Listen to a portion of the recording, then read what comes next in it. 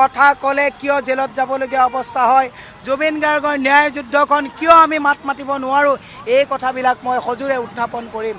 অত্যাৱশ্যক সামগ্ৰীৰ মূল্য বৃদ্ধি, আজি গেছৰ চিলিণ্ডাৰৰ কাৰণে হাহাকাৰত মানুহ ককবকাই থাকিবলগীয়া হৈছে। চৰকাৰখনে হাড় এৰি শিয়াল খেদিছে।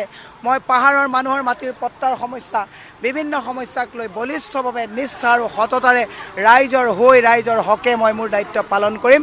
ৰাইজক এবাৰ মোক সুবিধা দিবৰ কাৰণে আহ্বান জনাইছোঁ। দেখা গৈছে যে সমষ্টিটোত এগৰাকী নিৰ্দলীয় শক্তিশালী নিৰ্দলীয় প্ৰাৰ্থীৰ লগতে বিজেপিৰ প্ৰাৰ্থীও আছে।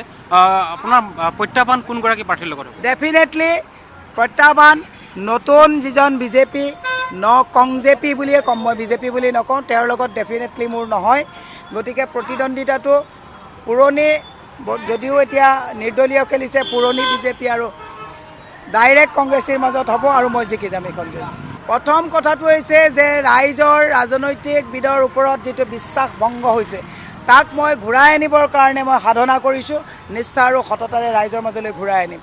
খোৱা পানীৰ সমস্যা, কৃত্ৰিম বানপানীৰ সমস্যা, অত্যাৱশ্যকীয় সামগ্ৰীৰ যিটো মূল্য বৃদ্ধিৰ সমস্যা, মানুহৰ মাজত কথা ক'ব পৰা কোনো বাক স্বাধীনতা নাইকিয়া হৈছে, সাংবাদিকসকলে নিজৰ নিৰপেক্ষ বাতৰি পৰিৱেশন কৰাত বাধা আহি পৰিছে, এই কথাবিলাক মই বিধানসভাত সজোৰে বলিষ্ঠভাৱে মই উত্থাপন কৰিম।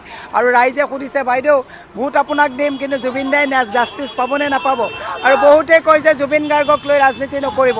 জুবিন গাৰ্গে জাষ্টিছ পাবলৈ হ'লে ৰাজনৈতিক দলে নিৰপেক্ষভাৱে এই কথাবিলাক বিধানসভাত উত্থাপন কৰিব লাগিব।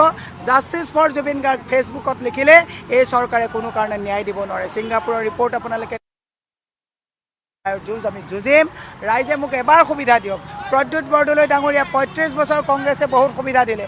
কংগ্ৰেছ দলটোক থকা সৰকা কৰি নিজৰ সুবিধাৰ কাৰণে দিছপুৰলৈ গুচি গ'ল। এইবাৰ কৈছোঁ সুবিধাবাদীক আপোনালোকে দিব, কংজেপিক ভোট দিব নে কংগ্ৰেছৰ এগৰাকী নিষ্ঠাবান সততাৰে কাম কৰি থকা মহিলাক দিব, এই সিদ্ধান্ত গুৱাহাটীবাসী ৰাইজে ইতিমধ্যেই লৈছে। গতিকে এইবাৰ জিকিম। নিৰ্বাচনলৈ মাজৰ মাথো কেইটামান দিন বাকী, আপুনি ভোটৰ ৰাইজৰ সঁহাৰি কেনেদৰে পাইছে? মই যথেষ্ট সঁহাৰি পাইছোঁ। আপোনালোকে কেমেৰাত চাব, প্ৰত্যেক মানুহে অভিবাদন দি ৫০ টকা, ২০ টকা, ১০০ টকা, ৫০০ টকা, এনেকৈ প্ৰায় ৪-৫ লাখ টকা মই ৰাইজৰ পৰাও মানে সঁহাৰি পাইছোঁ। এই প্ৰমাণ কৰে মই 2টা ইলেকশ্যন খেলিছোঁ, মই এনেকুৱা সঁহাৰি পোৱা নাই।